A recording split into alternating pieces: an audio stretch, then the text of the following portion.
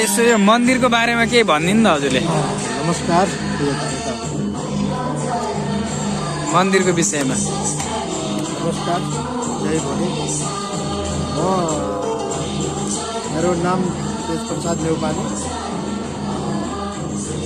रामपुर नगरपालिका 8 गुजरात सिद्ध बाबा धामको पुजारी। अनि यो सिद्ध बाबा धाम 2000 रहेछ, उहाँ बाबा प्रत्यक्ष हुनुभएको। त्यसपछि हामीले सिद्ध बाबा धाम भनेर नामाकरण गरेको यहाँ पूजा आजा हुन्छ। बिहान 6 बजीतिर यहाँ पूजा आजा गर्छु। विवाहभरि व्रतबन्ध अनि ग्रह शान्तिहरू सब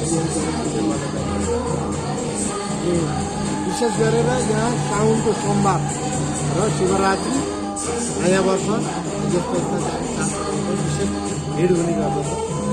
राम्रो चाहिँ अब भक्तजनहरू आएर यहाँ दर्शन गरेर गएपछि हाम्रो मनोकामना सिद्ध भयो, हाम्रो मनोकामना पुग्यो। देश विदेश भ्रमण, नोकरी चाकरी, व्यापार व्यवसायहरूदेखि लिएर बिहाभरि सन्तान, यस्ता किसिमका कुराहरूमा पनि हाम्रो यहाँ आएर दर्शन गरेर हामीले भक्कल गरेर गएपछि हाम्रो व्रत पुरा भयो, हाम्रो चाहिँ माएको पाइयो भन्ने भक्तजनहरूबाट चाहिँ सुन्नमा आइरहन्छ। त्यही नै धन्यवाद हजुरलाई।